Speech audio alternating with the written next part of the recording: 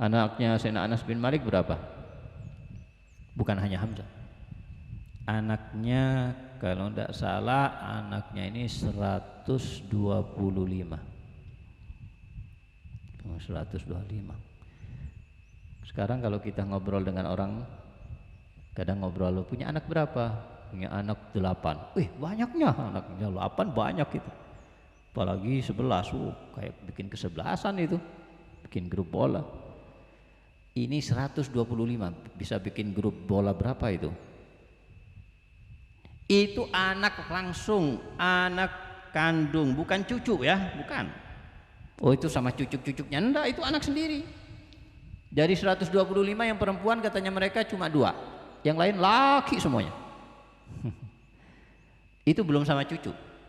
Jadi kalau Sayyidina Anas bin Malik jalan-jalan sore naik kuda bareng-bareng dengan anak-anaknya, dengan cucu-cucunya, jalan-jalan di kampung, itu kayak ada perang. Wih, ini rombongan prajurit datang ini. Padahal cuma jalan-jalan sore. Kalau sekarang masuk mall dengan segitu banyaknya, wah ini bisa dianggap demo ini. Padahal anaknya semuanya. Kok bisa dapat anak seperti itu? Berkat khidmah dengan Nabi Muhammad. Makanya dikatakan khadimi Rasulillah. Sayyidina Anas bin Malik itu khidmah dengan Nabi. Berkat khidmah, barokah khidmah. Sayyidina Anas bin Malik ini wafat ayahnya. Ibu beliau namanya Ummu Sulaim. Yang Ummu Sulaim ini ketika Nabi hijrah ke Madinah, Ummu Sulaim membawa anaknya Anas bin Malik ini. Ya, bin Malik bin Nadhr. Anas bin Malik bin Nadhr. Ya, kemudian dibawa oleh ibunya kepada Nabi. Pertama kali Nabi atau tidak lama setelah Nabi datang ke Madinah dan mengatakan ibunya kepada Nabi sallallahu alaihi wasallam, "Hadza Anas khuwaidimuka ya Rasulullah."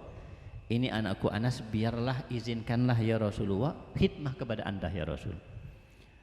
Umurnya berapa saat itu? 10 tahun. Masih 10 tahun ini. Suruh khidmah. Kasihan, kecil-kecil suruh khidmah, kecil-kecil suruh kerja. Ini 10 tahun. Ibunya yang bawa. Akhirnya diterima, diizinkan. Jadi khidmah sama Nabi Muhammad SAW. Diperintahkan ini, perintahkan itu, suruh ke sini, suruh ke situ. Hajat-hajat rumah dilaksanakan oleh beliau. Bahkan sampai-sampai sahabat Nabi itu melihat Sayyidina Anas bin Malik itu bagian daripada keluarga Nabi Muhammad SAW. Karena sering keluar masuk rumah Nabi Muhammad SAW. Berkat khidmah. Karena berkat khidmah itu Nabi senang.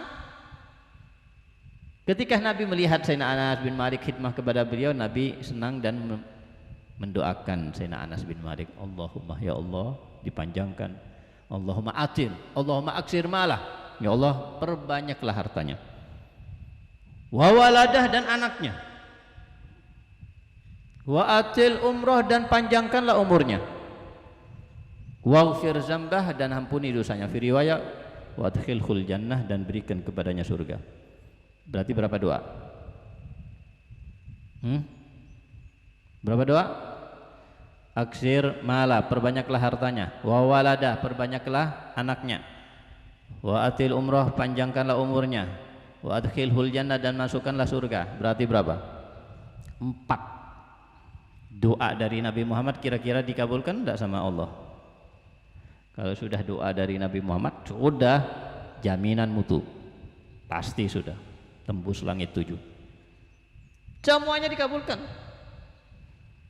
Aksir malah, hartanya banyak, hartanya banyak ya, karena hartanya banyak, punya istri banyak.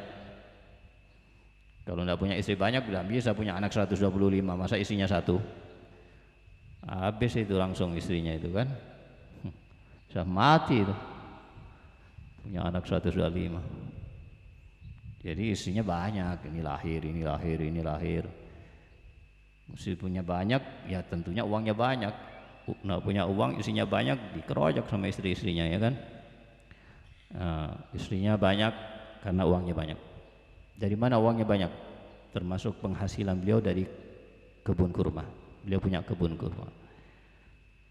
Kebun kurma, yang lain sahabat juga banyak punya kebun kurma. Kenapa Sayyidina Anas bin Malik jadi kaya? Uangnya banyak, hartanya banyak.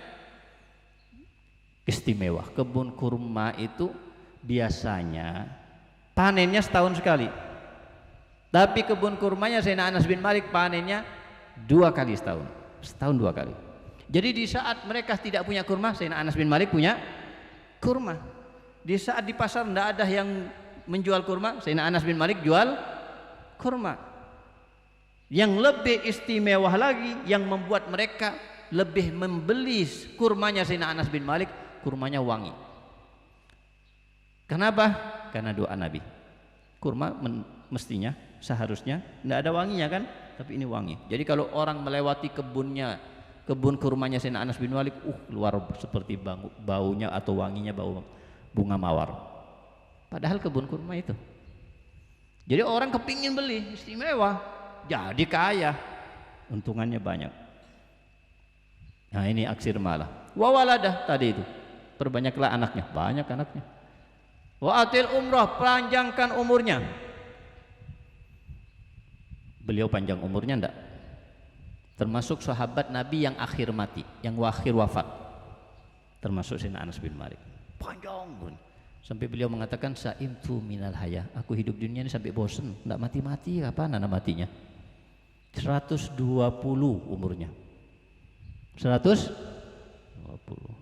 Jadi sampai nunggu kapan anak waktunya, aku enggak mati-mati, sampai bosen. Karena panjang umurnya. Nah, yang lain kan 60 meninggal, 70 lah, udah panjang umur 80. Ini 120. Karena apa itu terjadi? Karena doa.